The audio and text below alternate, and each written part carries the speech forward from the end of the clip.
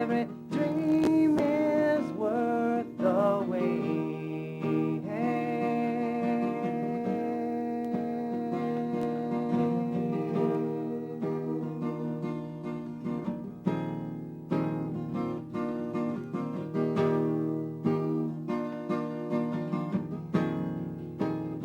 And I kept kind of thinking to myself, wow, this Jenny sure does like me. She's following me all the way back home. She wants to talk to me so badly. Well, we got back home, and it turned out that Jenny lives right next door to my aunt and uncle. And the whole way along, she was thinking, why is this guy following me home? And the whole time home, I'm thinking, what a neat guy I am and that she's following me home. As it turned out, she actually just lived right next door to my aunt and uncle. So if anyone gets credit for Jenny and I getting together, I give the credit to my little cousin Whit. He's the only one that can claim responsibility. Well, 3 days after that, I looked up Jenny's phone number in the phone book, didn't know her very well, called her up and asked her out for Friday night. Now, she luckily said yes, and we went out. We went up to a friend named Tom Stringham's cabin. Had a really fun night up there, and really enjoyed ourselves. But probably the highlight of the night was when we came home from our very first date. It was about 1:30 in the morning. We came home and we knocked on the front door to her house, and it was locked. And no one heard the knock on the door. So we rang and rang the doorbell, and no one came to the door. And so finally we went over to the Sigma Chi house, and we called and called her parents. By that time it was getting to about 2:30 in the morning. And no one would answer the phone call, and then we went back and rang on the doorbell, and no one would answer, no one would answer. And so finally I said, well, if you want, you can come over to my house and spend the night. And she very reluctantly agreed. I was very confident about her coming over, but she was a little concerned about it. And on the way over, I realized, being our first date, very nervous as I was, bringing a young lady over to my house, which, mind you, was a small apartment, at 2:30 in the morning to spend the night. I realized as we made the last turn to come up to my house that our house was an absolute disaster. The clothes were everywhere. There were dirty dishes on the floor. My brother was back sleeping. The cupboards were bare, and there was just clothes and food and trash and everywhere. And I thought, this girl is never going to want to date me again after this night. Well, we went in, kicked some clothes out of the way, pulled out the hide-a-bed, and Jenny went to sleep. I myself that night didn't sleep a wink. Didn't sleep at all. I was scared to death. But the whole time it felt so comfortable for to be spending time together that I thought this will be we'll probably, hopefully she will want to go out with me again. Well, I woke up in the morning and went out to wake her up, and she was still asleep, and I was so scared to go out there. I went back in my room and waited for her to get up, and she got up and called her parents, and her mom and dad got on the phone, and she said, hello. They said, where are you? She said, well, I'm over at Jason's house. And her father blurted out, well, where'd you wear last night? She said, well, I just wore some of his shorts and t-shirt. And her parents, needless to say, were a little concerned about that first date. But it went well. And I took her back home about 9:30 the next morning, and that's been very typical. She hadn't spent the night at my house since then, but that was a typical crazy situation that we found ourselves in, and that started, I think, the beginning of a really fun relationship. And that was about almost a year and a half ago in the spring of 1993. To the trail we say thanks.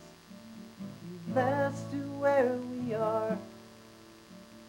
Standing still, it's only us and you. Moment the sun was on the water.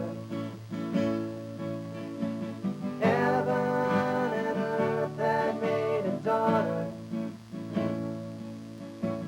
Lights in Salt Lake City, they grow brighter. We saw the sun out on the water. Just be yourself. Just keep being the way she is. I think she's great. Yeah, she's fun and she's cute and she's wonderful.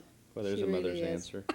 No, she is. She's a darling. She's a very cute, fun girl. Jenny?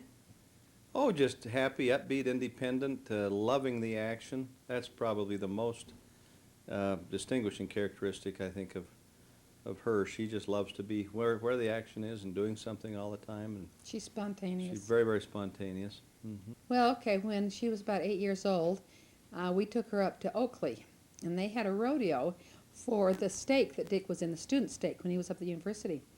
And at the intermission, they had the kids chase a chicken down the They had all the kids like 12 and under, didn't they, go into the arena? into the And arena. they let a chicken loose. They let a chicken loose, and so they all went running down there. And Jenny was only 8, and she was tiny at that time. And so all of a sudden, all the kids jumped on the chicken.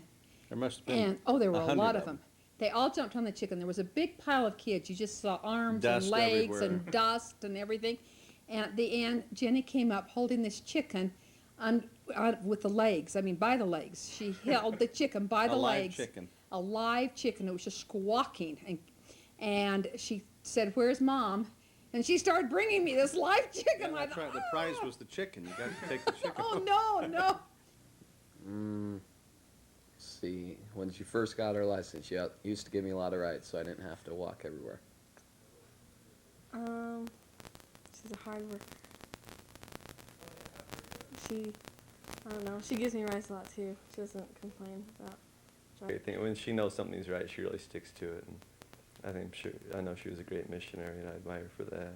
She's a good organizer, and when it's like Hobie says, if you're ever in a situation like we were at Lake Powell a couple weeks ago, and he said, you know if Jenny's calling you, it's to get you to come do some work. And so she's good once she knows that it's time to get things done, then she really takes charge and organize and delegate. So she's good at getting Hobie to work. And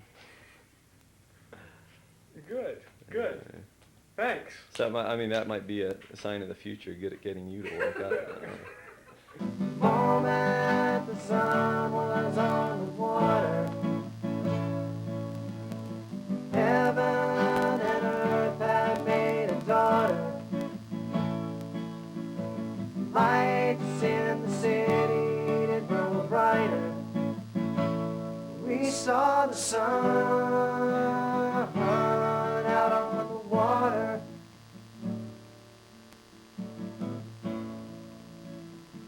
Jenny is not a typical young girl. She's very different from the girls of 1990. She is not worldly. She is not out to impress anyone. She's disciplined. She knows what she wants to do and what she wants to be, and she does it. Jenny's smart. She's independent. She thinks for herself. She's self-disciplined. She knows how to control her life. She knows how to plan and execute those plans. She's beautiful. She has a lot of faith. She's a girl of standards. She's really a very unusual and remarkable girl. And I say that even if you're in love with her. I'm her grandfather, and I think the world of her. For you two, what's the best part about being married? What's the best part of being married? Grandchildren. It really isn't it, David? Yeah, I think we live for our grandchildren. Well, of course, I spent all her life teasing her. And the interesting thing is the way she's always taken it. She's always taken it with a grin, I'll have to admit it. I've never been able to really get under her skin, I don't think. And I right away, I told her she looked like a monkey. And one day there was a picture in the paper of the gorilla at the zoo. And I called her up and I said, look in the paper this morning, there's a picture of you. Dude, what would be your advice to Jenny for the future? Do whatever Boy. you said. That's right. Now you're talking. That's just right. Absolutely. Just take all her orders from you. That's right. I think you understand her better than Yeah. anybody. If Don't you're you? willing to make the break and take her on, boy, you should be the boss. After a short break of dating, Jenny and I got back together again in let's see, it would have been in the spring of this year, about February of 1994. Jenny and I got back together again. And she went away for spring break, and while she was gone, I thought a lot about her, and that was when she was gone, probably really realized how much I missed her and how much Jenny would mean to me. And at the same time, we started a little bit of a band called Three Cheese Soup. Now, Three Cheese Soup had a very, very difficult beginning, but we had fun playing with just another guy named Artie Johnson. And I got the bright idea that I would try writing music. Well, what ended up was a song called Waiting for You. I wrote some music and put in some words and stayed up late one night on Tuesday night after she was home and wrote this song called Waiting for You. And I probably had written 2/3 of the song when I stopped and looked back and read the song, which I just tried to make rhyme. I hadn't tried to make it personal. And this song had become a very personal diary about my feelings of the time that we'd been apart and my excitement at us getting back together again. And the song was called Waiting for You. And it really helped me to articulate my feelings about Jenny at that time. And so 2 nights later, Pete Breinholt allowed us to come up during his concert and perform this song. And I hadn't told Jenny what this song was or what it was about or anything like that. And so we went up and absolutely crashed the song. It came out so badly, the harmony was off key and the guitars and the basses were going crazy. It just did not work. But luckily the message did get out, the song Waiting for You. And Jenny was so excited, and I went down after off the stage and we left the concert, went out to my car, and I pulled out the words, which she had never seen before, and let her read the words. And she was really struck by how much they articulated a lot of the things that we were feeling. And I knew I had to say it. I knew was having strong feelings for Jenny at this point. And so I girded up my loins and mustered all the courage I could get at that point. And I said, on the count of 3, I'm going to tell her how I feel. And I said, 1, 2, 3, and I spurted out and said, I love you, Jenny. And she looked at me with the most scared look on her face and said, are you sure you want to say that? And I thought to myself, well, with that reaction, I don't know, actually. And she waited for a while, and those were the longest 5 seconds of my whole life as I waited and thought, oh no, here I've jumped the gun, I've jumped out of the plane without a parachute. Then Jenny said, Jenny responded finally, and she said, I love you too. And that was a real exciting moment for us. And a lot of the songs later on, Don't Ask Me and Sun on the Water, were really songs that expressed my real love and my how much I cared about Jenny. And the songs and the music became a real forum for me to express my feelings. And I really do. I mean what I say in those songs. And Jenny means a lot to me. Suddenly the dream was broke by the Lord, even from the time when I was born, reaching on back for what had been, holding in pride I could not get. And I'm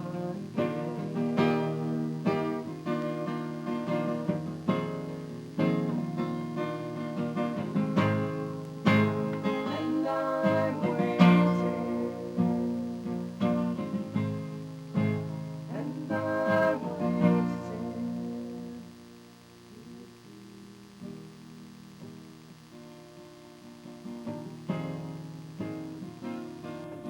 She's really funny and really spontaneous. And she'll always try. She'll probably try something once. Anything she'd try. Anything within reason. That's good. She'd try. And she's a good listener and a good friend. Good friend. And we thought it might be very helpful if we took a few moments to give you our top 10 reasons why we think you should be engaged. Number 7, Kate. I want to become an aunt before I become a mother. Thank you. Number 6, Elisa. Because Matt was wanting another roommate when he got home. Number 1, the top reason. The top reason is, I can tell he's in love. Jenny, we think, however, that if there might be a few things maybe you shouldn't know, but shall we wait till December 28th? Yeah, let's wait. Let's be sure. So there's no escape out. Okay. Good luck to you. Yes. Say yes. Yeah. But probably the thing that I've most noticed about Jenny from the very first time I saw her around university, and from while we met and while we've been dating and even now, is we're thinking about a new change.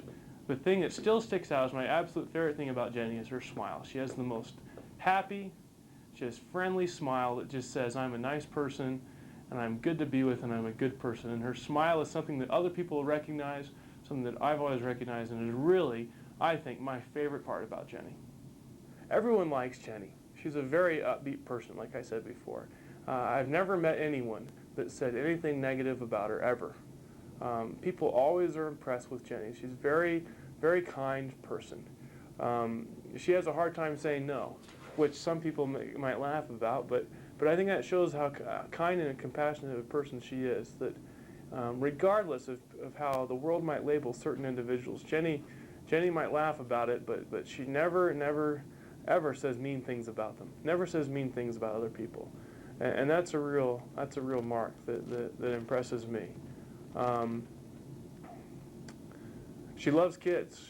That's why she'll be a great teacher. She'll be an excellent third grade teacher. She gets so excited about the students. She'll come home and tell me about an individual, and all about them, not just the facts, but the emotions that it brought up with her.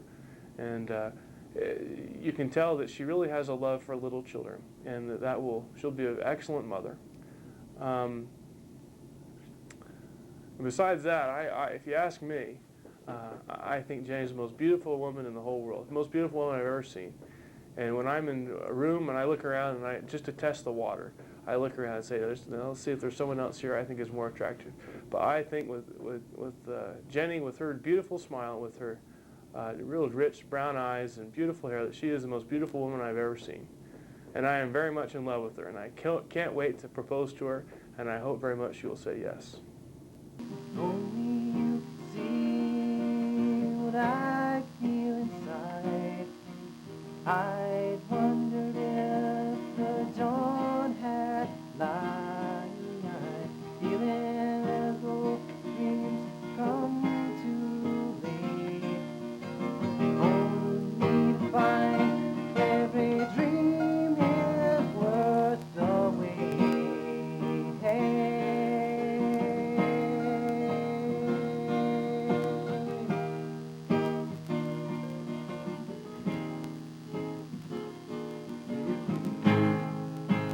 And I'm waiting, and I'm waiting here for you.